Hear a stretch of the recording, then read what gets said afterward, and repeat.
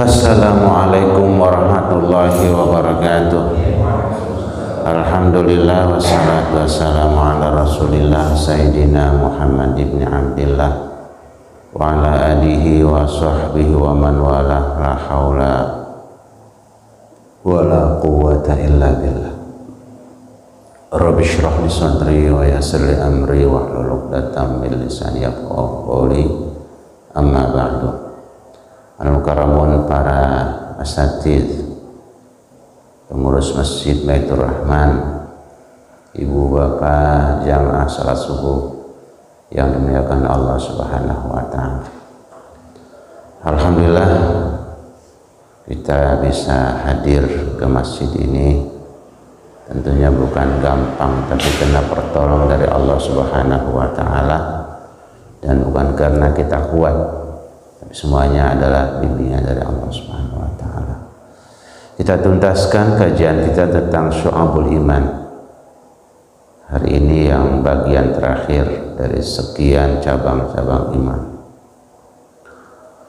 Qala al-muallif rahimahullah wa nafa'ana bi ulumi fid dharain amin. Wa minha ma yata'allaqu bil 'ammah wa hiya sab'a asyrata khaslatan.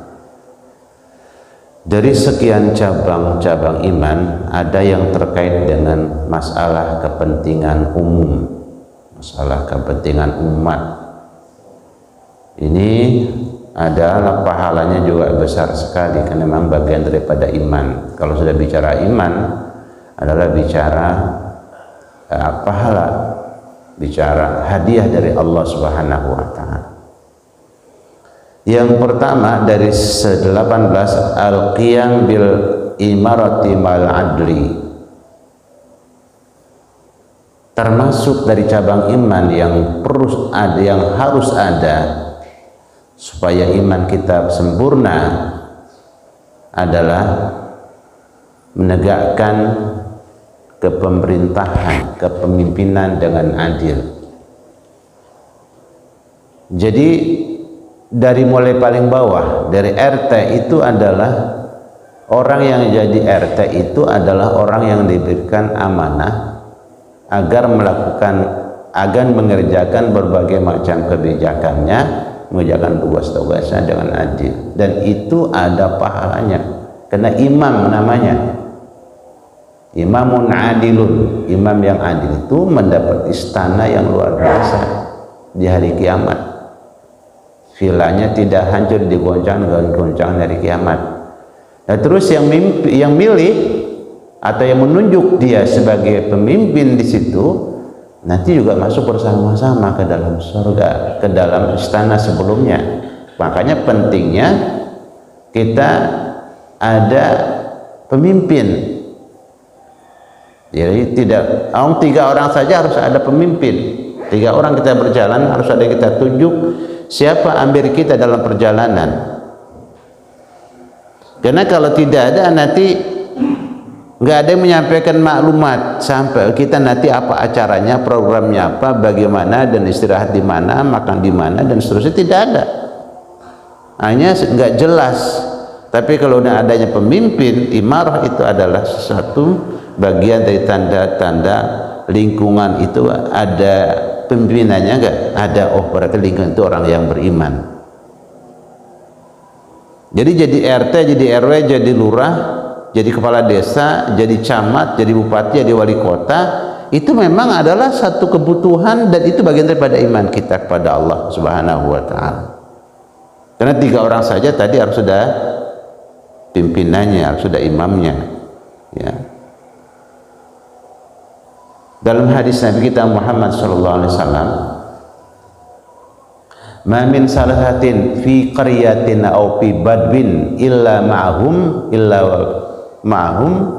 imamun aw amirun yudabbiru umurahum." Tidak berkumpul orang di satu kampung 3 orang saja, atau di pedalaman 3 orang saja, kecuali harus ada pimpinannya yang mengatur dan mengurus dan membimbing mereka yang 2 orang. Bahkan jadi bertiga. Kenapa? Karena nanti berdua juga mengingatkan imamnya. Kan bukan berarti paling baik kan imam itu dipilih, ya untuk memimpin aja. Nanti kalau dia salah ya jangan dibiarkan. Presiden salah jangan dibiarkan, Pak, karena presiden manusia. Ya, kemudian gubernur salah jangan didiamkan. Nah, terus kita ingatkan, cuman mengingatkannya tentu karena memang dia pimpinan, ada kode etiknya, ada caranya. Ya, dalam sholat sederhana sangat mudah, imam kita salah atau lupa, kita ingatkan subhanallah kalau makmumnya laki-laki. Kalau makmumnya perempuan, cukup menepukkan telapak tangan dalam ke telapak tangan bagian luar. Ya, jangan berisik, jangan teriak-teriak. Kalau teriak-teriak malah bisa jadi membela diri walaupun dia salah gitu. Apalagi imam mah, kalau imam negara kan punya tentara, punya polisi. Itu kalau salah, kalau dia nanti tersinggung, dia suruh aparatnya untuk tangkap yang mengingatkan padahal memang dia salah. Nah, makanya walaupun kita mengingatkan pemimpin itu ada cara-caranya, tidak boleh sembarangan. Yang ada jadi fitnah. Di negara ini, negara Indonesia luar biasa, hati-hati betul kita di saat pimpinan kita salah. Jangan sampai ada ribut-ribut. Nanti pihak ketiga kesempatan untuk ngadu domba. Nah, itu berbahaya. Ya, jangan sampai itu terjadi. Semaksimal mungkin dijaga, jangan sampai ada. Kalau bahasa kampung ya tawuran. Kalau bahasa sudah antar provinsi kan bisa jadi perang namanya. Atau antara golongan bisa jadi perang namanya. Hati-hati. Nah, ini tentunya yang namanya satu pemerintahan. Jadi ada pemerintahan itu berarti kan yang sekecil Bapak ada warganya, tadi 3 orang. Terus ada wilayahnya, apa kampung itu. Terus ada amirnya atau pemimpinnya, itu jadi sebuah negara kecil. Nah, negara yang paling kecil adalah rumah tangga kita. Itu negara yang paling kecil. Makanya bicara negara adalah bicara rumah tangga. Bicara rumah tangga adalah bicara iman kepada Allah Subhanahu wa taala dan Rasul. Jadi ada Pak RT di sini, Pak RT. Itu subhanallah pahalanya besar, Pak. Bu RT pahalanya besar. Terus kita naik atas. Yang kedua, mutaba'atul jama'ati. Nah, kalau sudah dia diangkat menjadi pemimpin, dia harus memantau bagaimana keadaan umat di lingkungannya. Makanya ada sering-sering sidak. Dan itu bagian daripada iman. Cabang iman. Ada pahalanya sekali lagi. Jadi kita jalan bukan ujuk-ujuk untuk cari perhatian atau bahasa sekarang mah namanya pencitraan. Enggak. Kita bukan pencitraan. Memang ada itu cabang iman. Ya. Makanya guru di pondok pesantren, karena dia adalah amir, kalau kiainya kan malik, rajanya, guru tuh amirnya. Dia adalah gubernur kalau bahasa di susunan pemerintahan. Dia keliling, apalagi sudah dibagi wilayahnya. Guru mau jadi wali kelas 1A, yaudah dia kelilingi satu persatu muridnya. Dari mana? Ditanya basa-basikan. Apa keluhannya? Pelajaran apa yang paling sulit?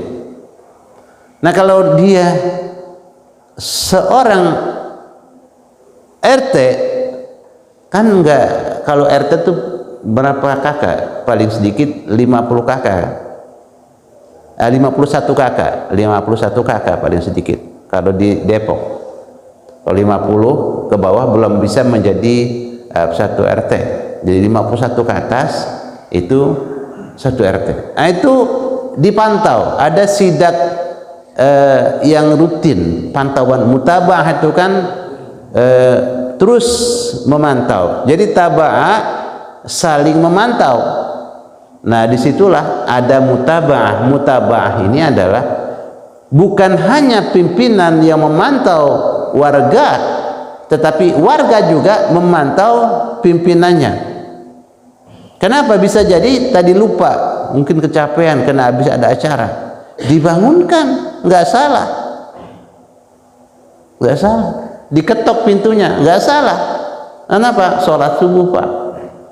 Jadi mutaba'ah itu taba'a yutabi'u, bukan tabi'a mengikut, tapi taba'a saling mengikuti, saling memantau. Nah, disitulah sinergi jadi antara rakyat dengan pimpinan, nggak ada yang perlu tersinggung.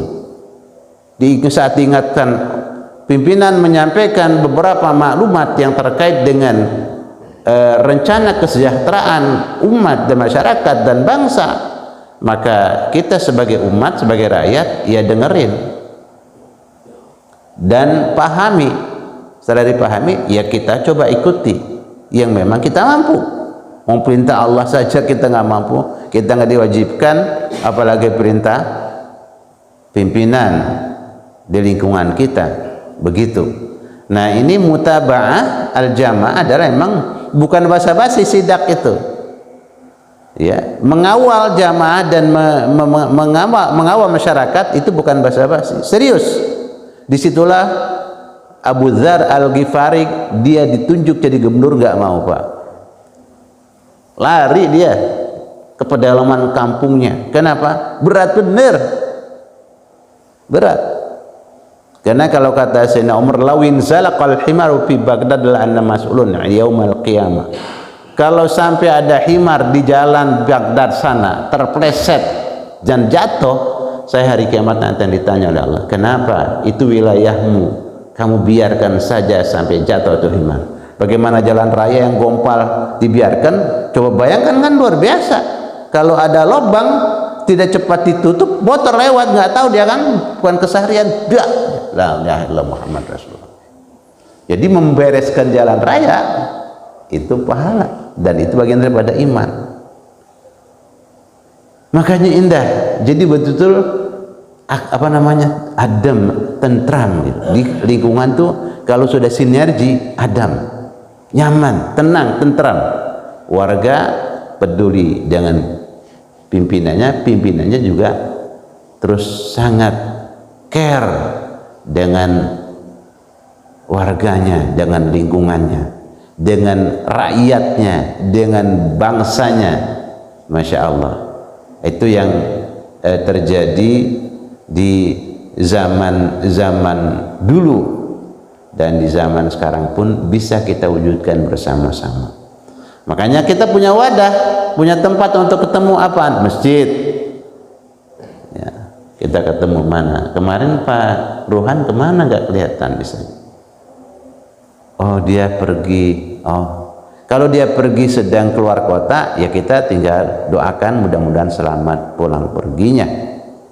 Imam kita kok nggak kelihatan hari ini, kenapa?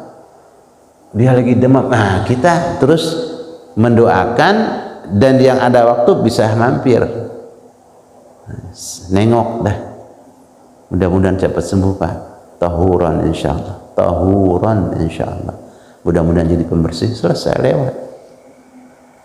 Ya jangan kongko, orang sakit aja kongko, ya enggak. Orang sakit itu yang kedakan pulang, jangan lama-lama di tempat orang sakit. Kenapa? Dia kan perlu istirahat. Ya. Nah, ini mutabatul jamaah adalah sekali lagi luar biasa. Ini bagian daripada cabang iman yang artinya ada buahnya yang sangat nikmat. Ya. Coba sinergi antara imam dan makmumnya enak benar. Sinergi antara tokohnya dengan masyarakatnya luar biasa. Yang ketiga, ta'atu ulil amr. Ya, di sini ada mutaba'ah. Jadi berurutan tuh. Kita buat sebuah komunitas. Kalau bahasa kerennya, ya bahasa tingginya, kita punya sebuah negara, kan? Buat negara itu nggak boleh nggak dibuat. Ya, kita terus beresarakan, nggak ada yang ngatur kan nggak mungkin. Contoh sederhana, lampu merah mati Pak, polisi nggak ada, paugah juga nggak ada di jalan, gimana? Paugah itu sesederhana itu, dia adalah pimpinan, amir, dia adalah seorang yang memang pada batasan tertentu kita harus ikut kata paugah di jalan. Itu kita terbayang udah daerah macet, lampu merah mati, kemudian polisi tidak ada, paugahnya juga ada, bisa dibayangkan. Begitu kan semrautnya. Nah dalam hidup seperti itu, udah punya komunitas, kita selalu saling mengingatkan, mutabaah. Udah saling mengingatkan, ada wajibnya ketaatan, taat kepada pimpinan, tetapi la ta'ata li makhlukin fi ma'siyatil khaliq. Itu batasannya. Kita tidak wajib taat kepada makhluk, yang makhluk itu mengeluarkan kebijakan yang membuat maksiat dan dosa kepada Allah Subhanahu wa taala. Tapi pada batasan tertentu, kalau memang itu kebijakan yang salah dan ada unsur dosanya, ya kita tinggal datang. Ya. Kan ada wakil-wakilnya, ada tokoh-tokohnya. Di lingkungan kita kan terasa ada RT, ada RW. RW-nya salah, RT-nya dulu yang berembuk. Lingkungan RW itu kan ada sampai 20, ada 10 RT-nya dulu berembuk. Nah di RT itu ada pengurusnya, kan di pengurus dia rapat sama dari pengurusnya. Kelihatannya RW kita ini ada masalah, ini perlu kita ingatkan bersama-sama. Terus sama-sama kumpul kesepakatan, datanglah ke rumah RW, atau kalau enggak penasehat RW-nya, tokohnya datang, ingatkan beliau. Nah tadi RW manusia yang sekali-sekali lupa, sekali-sekali juga kesalahan. Nah kalau ini terjadi, Masya Allah, jadi nggak berisik kan, dan tetap nanti bisa berjalan aktivitas di masyarakat. Jika taat kita sama pimpinan wajib, bagian daripada iman kita kepada Allah Subhanahu wa taala dan Rasulnya. Kemudian batasan taatnya tadi sudah diatur oleh Rasulullah, la ta'ata li makhlukin fi ma'siyatil khaliq. Yang berikutnya adalah islah bainan nas. Kalau ada orang sedang pada bertawuran, yang memang punya kekuatan untuk menghentikan, segera, jangan diam saja, jangan cuek saja. Dan al-islah bainan nas itu pahalanya besar benar, sampai dibolehkan berbohong, boleh berbohong untuk mendamaikan dua orang yang sedang ribut dan bertengkar, sedang marah-marahan. Negosiatornya ya dia boleh membuat rekayasa pembicaraan agar nanti yang sebelah sini oke, yang sebelah sini oke. Ya. Negosiatornya siapa? Bapaknya Zaki datang ke sini. Assalamualaikum. Ngomong ada salam dari pimpinan sebelah blor, ini paketnya. Padahal paket bukan dari dia sudah bukan dari jamaah, bukan dari kelompok sini. Dia yang buatin dikasih. Sampai begitu. Jadi bohong untuk islahnya, terjadinya damai, itu adalah sesuatu yang dibolehkan dan dibenarkan, sampai kayak gitu.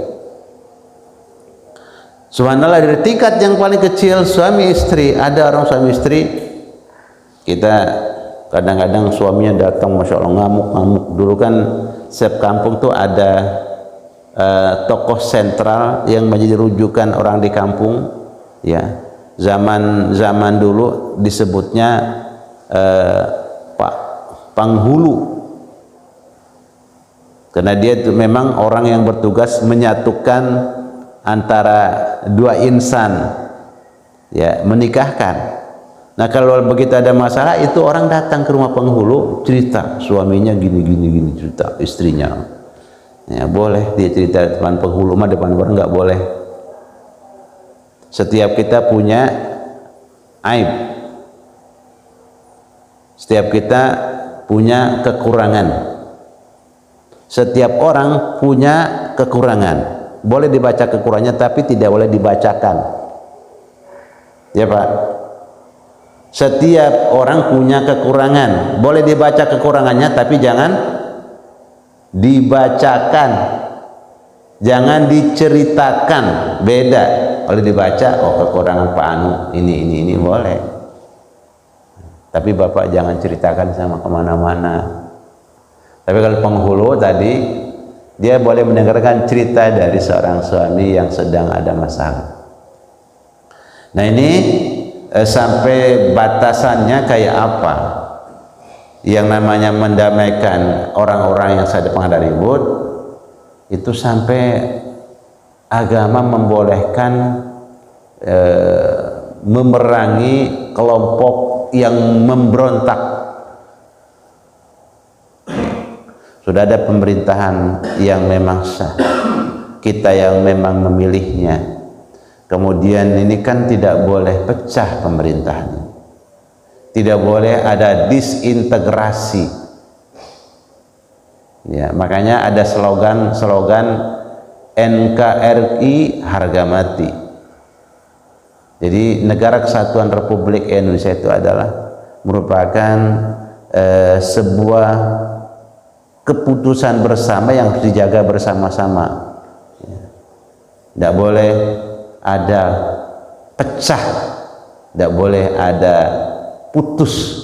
Dari 5 kali ini 5, nggak boleh ada yang terpisah, dari harus bersatu padu. Insya Allah kalau 5 bersatu padu, mau ngangkat apa? Gelas mah kecil Pak, ngangkat gedung 1000 meter tingginya bisa. Ya, ada salah satu gedung di Dubai itu mencapai 1000 meter tingginya kurang lebih masih. Dan ada saling tinggi itu pakai 5 jari ini. Jempol tidak bisa, cuman kelingking tidak bisa. Wa qital bughah, ya Khawarij adalah memang kelompok-kelompok yang suka membuat keributan. Mereka boleh ditangkap untuk dibina. Ya, karena rakyat masa mau dihabiskan ya enggak. Tangkap, dibina, dibimbing, diarahkan. Nah, kemudian Al-Bughah memang pemberontak tadi mau misahkan diri dari 5 ini, itu boleh Pak. Ya, itulah bagaimana supaya damai. Mau apa? Kenapa? Bagaimana caranya? Kita kalau pisahkan, nanti kalau makin pisah kekuatan kita makin kecil. Tapi kalau kita bersatu padu berlima kuat. Tapi kalau nanti misah, apalagi jempol misah, bagaimana megangnya nanti? Kelingking misah aja susah. Subhanallah. Kemudian yang kelima, al-mu'awatu 'alal birri. Kita saling membantu dalam hal-hal kebaikan. Ya. Sederhana di rumah kakak beradik itu ada acara, subhanallah, kalau ada satu yang membimbing terasa lebih tertibnya. Sederhana, bapak ibu mau mengadakan walimatul ars, mau mengadakan tasyakuran pernikahan anak. Alhamdulillah anaknya cukup banyak. Kalau nggak ada anaknya berarti kan harus melibatkan saudara-saudara. Kalau anaknya ada 10 udah besar semua, anaknya diundang. Gimana nih kita isi bontot mau ada acara musyawarah, bagi-bagi tugas, nanti sampai itu teratur rapi. Nah, makanya ada pepatah al-haqqu bila nizamin yaghlibuhul batil bin nizam. Kebaikan, kebenaran yang tidak diorganisasi, tidak diatur, itu akan dikalahkan oleh kebatilan dan kejahatan yang diatur dan teratur. Nah, sekarang terasa benar kebatilan itu teratur sehingga terstruktur. Dalam waktu sekian tahun mereka bisa ekspansi terus ya. Nah, kita juga kalau namanya kebaikan, kebenaran harus diorganisasi. Nah, saling menolong kebaikan maka nanti acara akan sukses dan berhasil. Walaupun tentunya idza tak bada syai'u taman nuksan. Kalau sudah selesai pekerjaan ataupun acara, itu akan nampak tadi kesalahan dan kekurangan manusia, tidak akan pernah sempurna, ya. Nah, di antara yang namanya perintah Allah, wa ta'awanu 'alal birri wat taqwa wa la ta'awanu 'alal ismi wal 'udwan, ini juga bagian daripada syu'abul iman. Saling bertolong-tolonglah untuk mewujudkan ketakwaan. Apa takwa? Kedisiplinan. Disiplin itu tidak bisa kalau tidak saling bekerja sama. Urusan sampah sederhana, tapi kalau nggak disiplin, nah mewujudkan disiplin perlu aparat.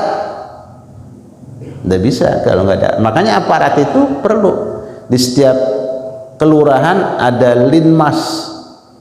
Mereka tidak di awal tidak cukup kadang-kadang linmas saja, ada polisi, di. Nah, kita kan rasakan stasiun kereta api dulu awal-awal penertibannya ada tentara dan polisi kan yang dipasang di ujung-ujung untuk menertibkan sekedar urusan merokok saja.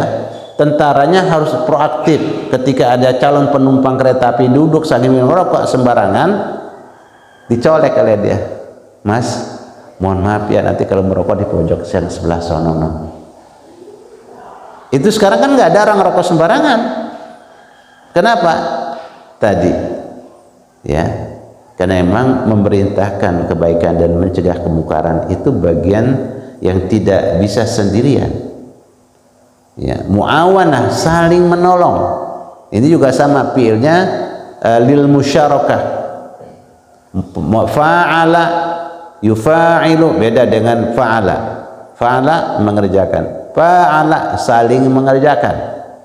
Awana itu artinya menolong, tapi kalau awana saling menolong. Nah, muawana itu masdar dari awana, saling menolong. Nah, jadi kita saling tolong dah sama-sama.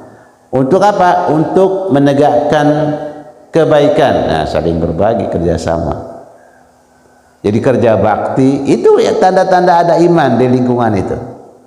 Karena saling sama-sama. Yang nggak sempat kerja bakti, nggak apa-apa nggak kerja bakti, tapi ada uang rutin. Yang bapak berapa hari minggu juga kerja, ada uang rutin. Nanti kita suruh karyawan untuk membereskan saluran air dan seterusnya. Subhanallah, ya. Jadi kalau ini diwujudkan maka memang nikmat. Lingkungan bersih, rapi dan teratur. Sekali lagi, untuk mewujudkan disiplin itu perlu ketegasan, bukan kejam. Tegas cuma sekali-kali. Sampai masya Allah kadang-kadang bahasa sampai langsung dicomot tuh sama polisi dan tentara, kemudian dimasukkan dalam ruangan, diberikan arahan besok. Karena kalau dia marah di situ juga kan gak etis, diajak ke ruangan diobrolin. Ya tolong ya, nanti rokoknya jangan sembarangan kalau emang Anda belum bisa menegakkan rokok. Kalaupun merokok di ruangan di area tempat rokok. Sekarang kan di stasiun, di terminal, di bandara itu ada ruangan smoking area, ada ruangan khusus untuk merokok. Itu jadi rapih kan, jadi tertib, karena ada orang yang nggak kuat dengan asap rokok. Jadi nanti ada iza, ya ada iza, kalau namanya menyakiti itu jadi dosa.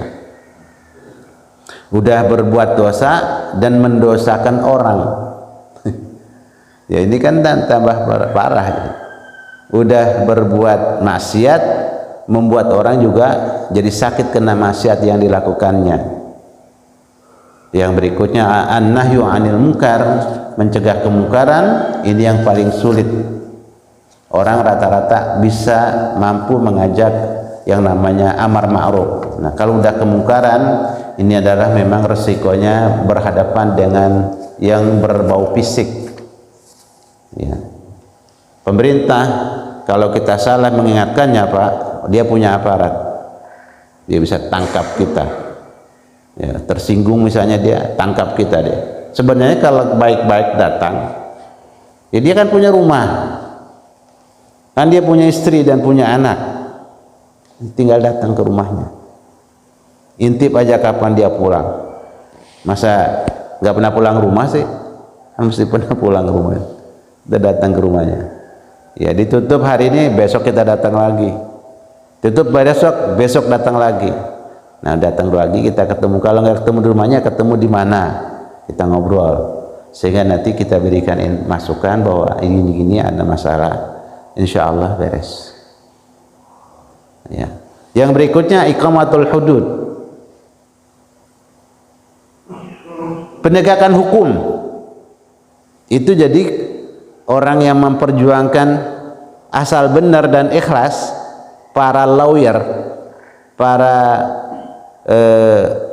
pengacara, kalau memang dia benar, ikhlas, prosedural, itu dapat pahala. Di samping dapat pahala dunia, dapat hadiah dunia. Ya, ingat ada 3 kelompok orang yang tidak boleh minta. Pertama, guru tidak boleh minta dibayar oleh muridnya. Ya, kalau dikasih lain lagi. Kalau dikasih lain lagi.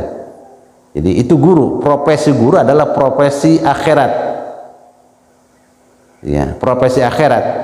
Karena tablighu nasrul ilmi itu bagian daripada dakwah.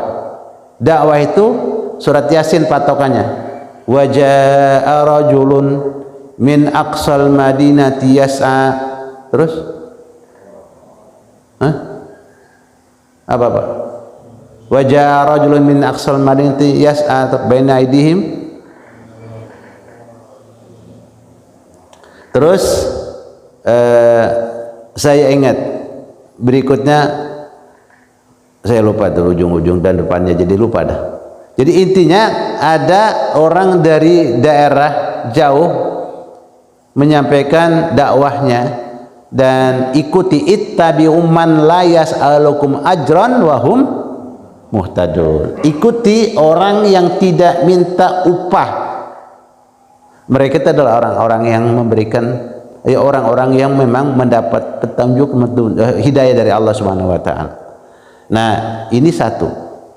Jadi kalau dikasih, alhamdulillah, nggak dikasih nggak usah nelpon panitia, nggak usah nelpon ketua majelis taklim. Itu catatan yang pertama. Yang kedua, dokter tidak boleh minta uang kepada pasiennya. Ya, kalau dikasih lain lagi. Makanya dokter itu sebenarnya tidak boleh sembarangan.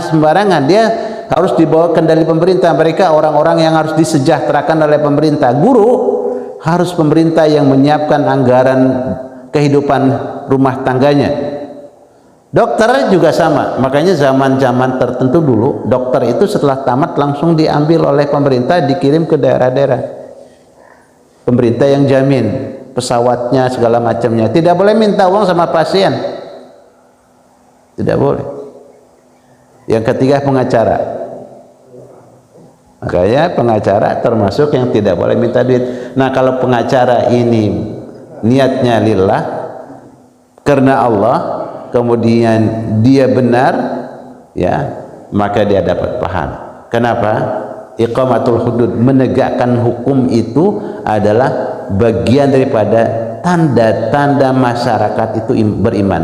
Makanya kalau negara yang bagus, penegakan hukumnya bagus, berarti di situ pimpinannya dari pusat sampai rakyat ke bawah itu adalah orang-orang yang taat hukum. Makanya sering sekali dibilang kita kan negara hukum, begitu kan? Tetapi hukum itu kadang-kadang menjadi masalah, tajam ke bawah, tumpul ke atas. Ini jadi masalah. Makanya di situ tidak ada keadilan. Kalau tidak ada keadilan jadi berisik, jadi ribut. Bagaimana gak kesel orang? Bagaimana gak marah manusia? Manusia itu kan punya sifat marah. Di saat orang melakukan kesalahan didiamkan saja, giliran sebelah sini ditangkepin, kan dia marah. Nah, ini makanya kalau ada keributan pasti ada masalah hukum di situ. Ada ketidakadilan. buatlah yang adil. Iqamatul hudud adalah sekali lagi cabang iman yang yang wajib ada. Kalau nggak ada, kacau.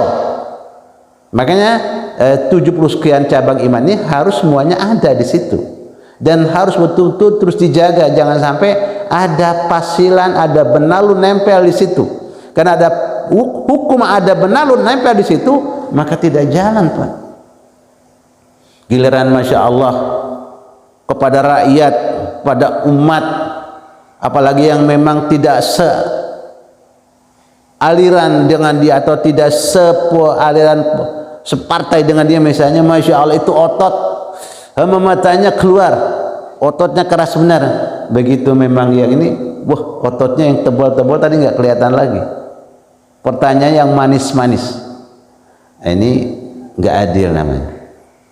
Nah, hukum ini kan milik semua, keadilan milik bersama, tidak ada bedanya. Itu yang terjadi pada zaman Amr bin As ketika anaknya melakukan curang saat ikut pacuan kuda oleh Umar. Yang dipukul bukan hanya Abdullah bin Amr bin As, tapi Amr bin Asnya juga dipukul oleh Umar, dihukum. Siapa Amr bin As? Gubernur di kawasan Mesir dan sekitarnya Afrika itu. Anaknya, ya anak gubernur, ikut pacuan kuda, pengen menang aja kan. Akhirnya ternyata melakukan kecurangan, ketahuan oleh para penonton dan juri. Ya udah dilaporkan ke pusat, dipanggil dua-duanya. Ya, dihukum apa Abdullah, kemudian setelah Abdullah dihukum, ayahnya yang gubernur juga dihukum. Nah, ini tentunya memang sangat sulit. Ya, untuk bertindak untuk penegakan hukum sangat susah, tidak gampang, berat. Maka karena beratnya, tersulitnya, para penegak hukum itu adalah orang-orang yang mendapat pahala begitu besar. Subhanallah, ingat para hakim, di dunia ini Anda memang orang yang punya wewenang untuk bertanya dan segala macam, tapi nanti di akhirat Anda akan ditanya. Semuanya adalah terpidana semuanya. Biarpun presiden itu terpidana di akhirat, makanya nggak ada yang neko-neko. Yang ketujuh, al-jihad. Nah, jihad ini bahasa yang memang ditakuti oleh musuh-musuh sebenarnya.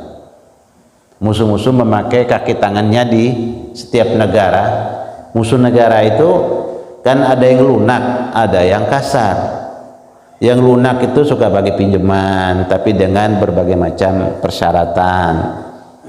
Ya. Kemudian yang kasar tentunya memang dengan tindakan fisik. Ya, kalau para bahasa dulu lihat penjajah pakai angkat senjata. Kali itu sekarang semua negara paham. Tapi yang paling sulit adalah musuh-musuh yang memang tadi, yang lunak, yang rata-rata penjajahan lunak ini tidak disadari oleh banyak pemimpin negara, hanya terjebak.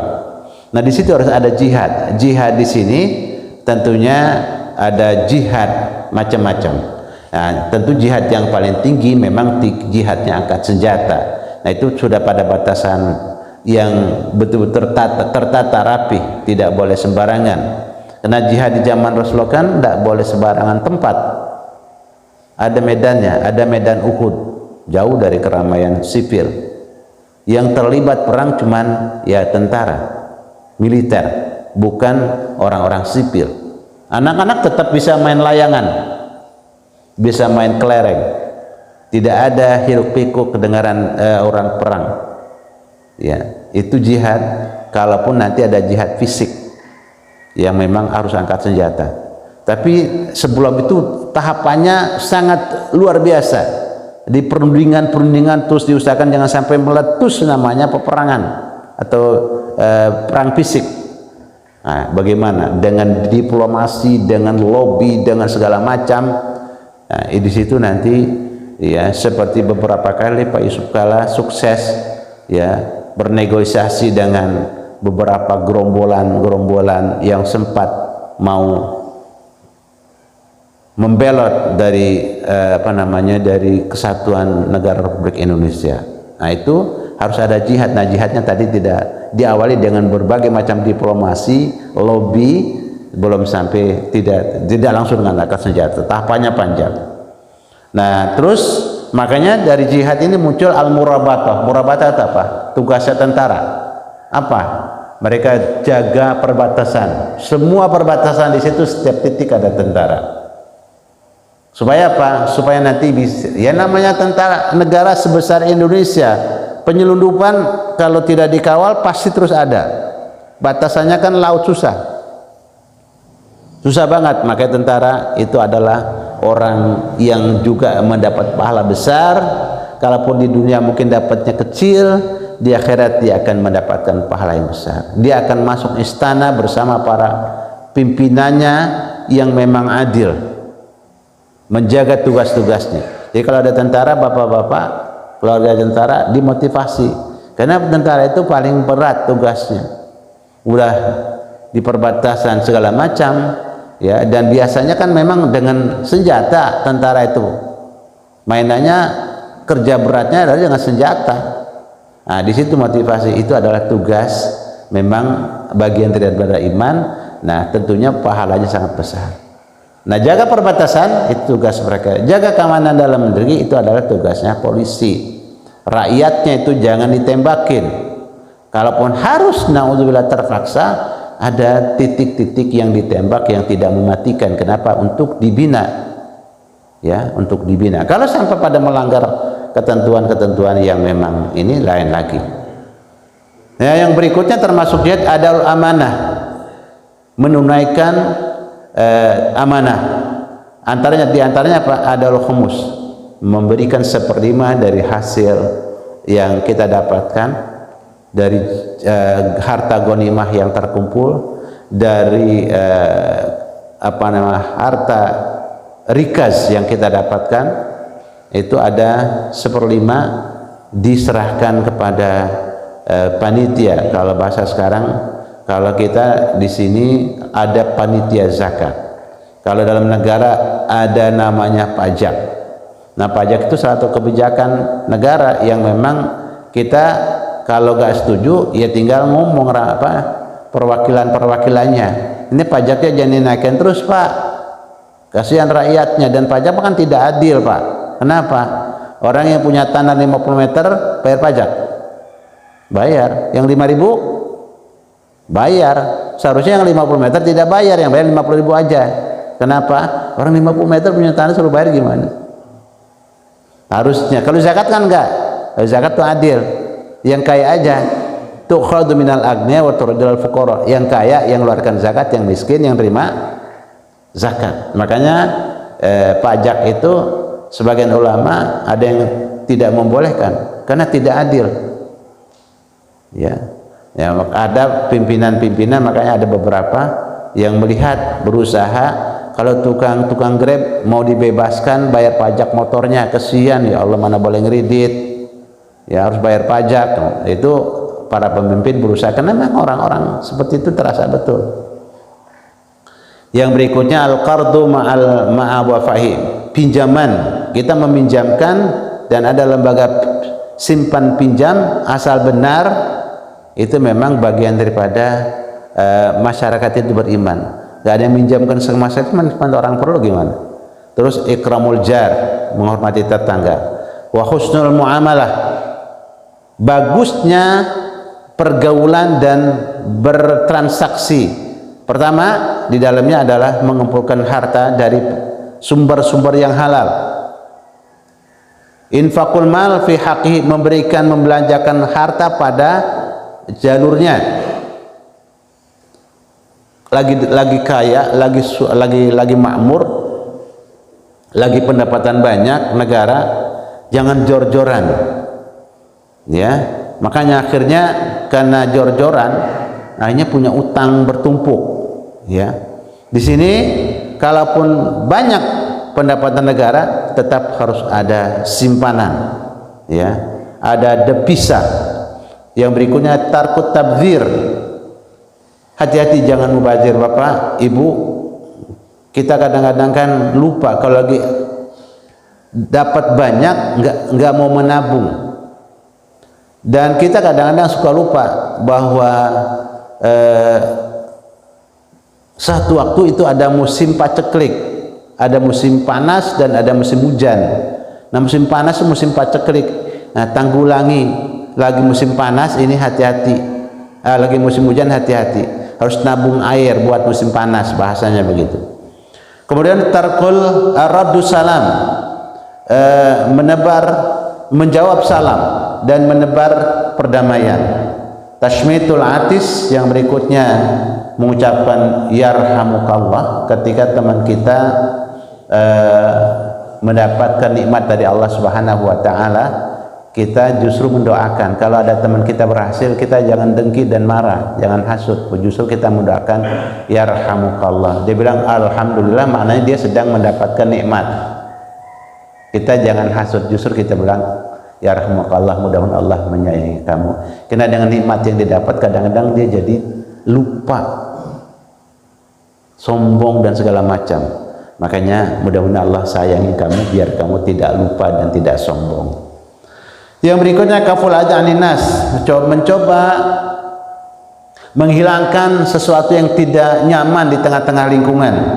Ijtinabul lahwi, yang berikutnya adalah menjauhkan hal-hal yang kosong yang tidak ada artinya. Yang terakhir sederhana banget, imatatul adzani thoriq, buang sampah pada tempatnya. Itu adalah bagian daripada iman kita kepada Allah dan Rasulnya. Subhanallah, betapa indahnya orang yang beriman. Ajaban li amril mu'minin, li amril mu'min, in asabahu khairun syakar wa in asabahu syarrun sabar. Luar biasa, menakjubkan sekali orang-orang yang beriman urusannya.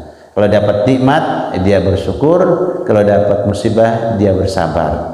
Nah, bersyukur tadi menata dan mengatur sedemikian rupa, sabar, kemudian juga mencoba membereskan masalah-masalah yang ada di lingkungan. Itulah syu'abul iman tuntas, insyaallah. Setelah ini kita sudah lewati secara global cabang-cabang iman, nanti tinggal diperdalam masing-masing cabang tersebut, karena masing-masing cabang kan nanti ada rincian dan bahasan lebih dalam. Demikian Bapak-bapak, kita sudah jam 6 kurang sedikit. Terima kasih, mohon maaf kita tutup. Kalau masih ada pertanyaan dipersilakan, kalau tidak ada kita akan segera tutup. Silakan kalau ada pertanyaan. Ya, sekali lagi, nah, guru-guru yang jelas memang sudah ditanggung oleh negara, itu makanya tidak boleh ada pungutan-pungutan. Nah, kita yang bukan orang pemerintahan, bukan orang ASN, nah nanti kita tetap menyampaikan, menebar ilmu, ya baik pelajaran umum atau pelajaran agama, kita tetap sampaikan. Cuman kita tidak boleh minta. Kalau dikasih boleh Pak, silakan terima. Itu aja catatannya. Dari situ tentunya orang tua atau murid paham. Ala lan tanalal ilma illa bisittatin. Kita tidak akan pernah dapat ilmu kecuali dengan 6 persyaratan. Salah satu dari 6 persyaratan adalah bulghatun, adanya biaya operasional. Nah, di situ nanti orang tua yang memang menyiapkan dana operasional buat kalau guru-guru itu tidak dijamin oleh negara. Maka di beberapa tempat guru itu sangat dimanjakan oleh negara. Kenapa? Mereka luar biasa kan, yang mendidik anak bangsa. Ya. Semuanya guru. Kita pernah belajar di satu negara. Kita pengen guru itu sekali aja absen gitu, nggak pernah absen. Nggak pernah absen. 5 menit mau ganti jam pelajaran, guru berikutnya udah standby depan pintu.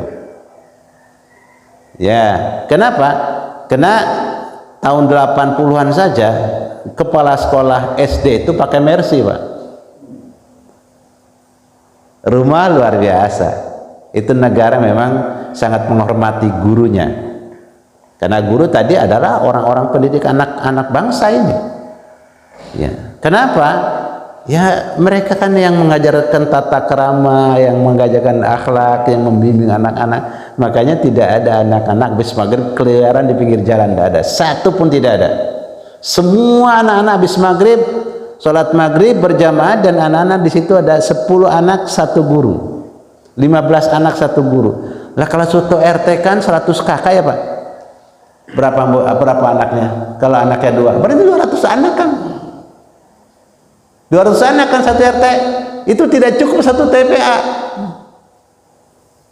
itu harusnya ada 10 TPA, 10 guru yang mengajar Al-Quran setelah maghrib sampai isya. Nah, siapa yang membiayai guru ini? Nah, guru tidak boleh minta karena dia sudah kewajiban untuk menyampaikan ilmu yang dia dapatkan. Ya, tinggal kalau negara ini peduli, makanya sampainya harus sampai ke situ. Kenapa anak-anak pada keluyuran bis maghrib? Karena nggak ada guru Pak, nggak ada guru, dan tidak sinergi antara lingkungan. Di lingkungan nggak ada sinergi. Aparatnya memberikan aturan anak-anak habis maghrib semuanya harus ada di rumah atau di majelis taklim atau bagaimana, nggak ada itu. Kan dulu pernah ada namanya jam belajar, itu ada jam belajar, jam wajib belajar, jam anak tidak boleh keluar ada. Kalau jam sekian, saya kemarin sempat ada, saya heran salat juga itu menjelang zuhur ada anak-anak sekolah sampai pakai baju pramuka masih nongkrong di danau. Begitu menjelang zuhur ada petugas keliling udah mau zuhur, udah selesai ya, segera ke masjid dan pulang, atau kamu pulang soalnya ini udah harus pulang nih, harus ada petugas kayak gitu. Jadi insya Allah kalau dikasih halal Pak, nggak apa-apa, dan memang itu kewajiban negara untuk mensejahterakan khususnya guru-guru. Nah, mereka adalah orang-orang yang membimbing anak-anak kita. Nah, disitulah ada namanya zakat. Zakat itu bukan kecil Pak. Zakat itu sangat luar biasa. Subhanallah. Mana nama katatib namanya itu di masjid yang begitu besar, semuanya ada ulama, semuanya ada guru-guru yang ngajar tajwid, yang ngajar baru baca Iqra saja itu ada 15 anak satu guru, 20 anak satu, paling banyak 20. Karena kalau sudah di atas 20 anak ngajar Quran kagak bisa Pak. Akhirnya kagak bisa itu anak baca Quran. Tapi kalau satu guru 15 anak maksimal, yang paling bagus satu guru 10 anak, baru bisa dilihat. Lihat mulutnya, nah, kelihatan. Kalau dari jauh kagak kelihatan kan. Sya nggak bisa kelihatan. Begitu. Jadi insya Allah antum gak usah khawatir kalau antum guru, kalau dikasih halal. Nah, halal semua yang dikasih, ya namanya dikasih kan hadiah boleh diterima. Wallahu a'lam bishawab. Sudah lagi, kalau dokter pribadi Bapak kayak dokter Adnan di Medan, pasien nanya sama dokter Adnan, berapa dok? Marah dokter Adnan, marah dia. Kalau mau ngasih silakan, kalau enggak jangan nanya. Emang saya berapa? Mau bilang berapa? Mau dibilang berapa? Ya, kata dokter, marah dia. Makanya pasiennya Pak, itu setiap hari dibatasi 250 orang. 250 orang tiap hari. Dan dia udah ngumpet-ngumpet nggak mau jadi dokter gitu. Setelah pulang dari Australia, ketemu lagi pasien lama. Jadi satu nyambung, rame lagi gitu.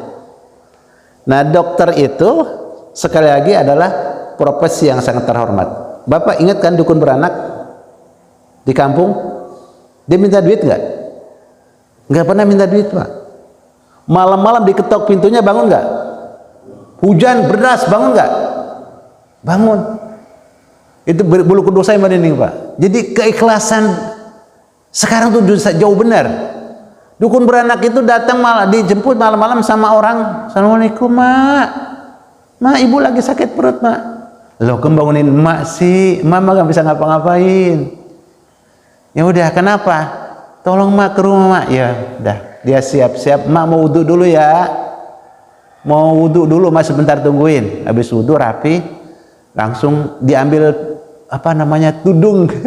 Tudung itu kalau ya topi yang kalau dulu mah kan kayak orang tudung ke sawah yang lebar itu Pak. Itu nenek-nenek jalan pakai lampu cemplor Pak. Nanya, enggak nanya, lu anak siapa, enggak nanya begitu. Lu punya duit apa enggak? Enggak begitu. Datang ucuk-ucuk bantuin lahir, membidani si bayi lahir. Masya Allah, kesampai di rumah yang mau melahirkan. Masya Allah, kenapa Neng? Sakit banget mah perutnya. Sabar ya, mama nggak bisa ngapa-ngapain, membantuin doang.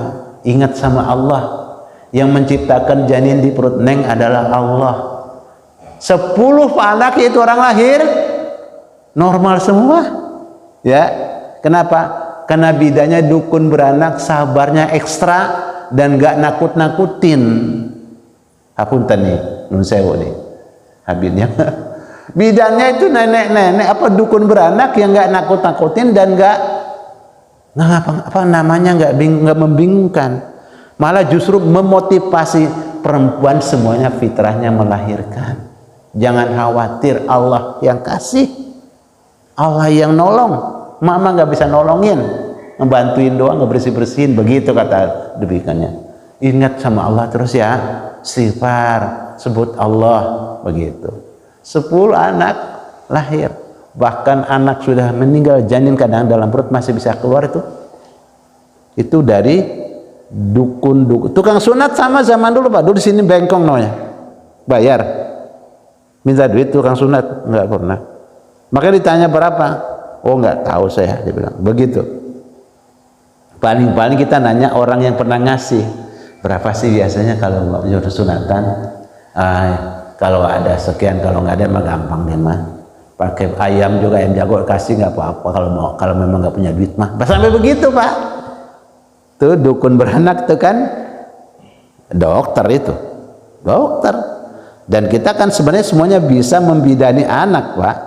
Ada teman saya laki-laki Pak, anaknya 7 lahirnya semua di tangan dia, di tangan suaminya, di tangan, bukan di tangan dokter, bukan tangan dukun. Lah Bapak bisa sebenarnya, cuma Bapak ditakut-takutin dan Bapak dia dibingungkan, buat bingung. Bapak bisa sebenarnya, ya bisa. Cuman tadi kita tidak disiapkannya. Nah, ini memang masih banyak yang perlu diberesin Pak ya, ke depan terus anak-anak kita dan seterusnya, ya. Kalau yang mau banyak duit mah dulu mah kan bukan jadi dokter Pak, bukan jadi guru, bukan jadi pengacara, jadi apa? Jadi pedagang. Kenapa? Nabi bilang tis'atu usyurul arzak fil aswaq, 9/10 rezeki orang adanya di pasar. Nah, buka shopping center baru punya duit. Ya, memang tega bener orang lagi sakit, tega bener sampai diterlantarkan begitu. Segera tolong. La haula wala quwata illa billah. Dah ya Pak, emang rasanya masih perih gitu kita kalau baca ini masih aduh gimana kita punya negara gitu. Pada negara kita kaya raya, gemah ripah loh jinawi belum bisa dinikmati oleh rakyatnya. Ya, nah mudah-mudahan terus semakin baik itu ke depan, pengennya ya, inginnya begitu, mudah-mudahan. Dah kita tutup dulu ya, kelamaan nanti udah jam 6:10 menit. Kita tutup ucapan hamdalah alhamdulillahirabbil alamin, istighfar astagfirullahaladzim dan doa kafatul mati subhanakallahumma wa bihamdika asyhadu an la ilaha illa anta astaghfiruka wa atubu ilaik. Wassalamualaikum warahmatullahi wabarakatuh.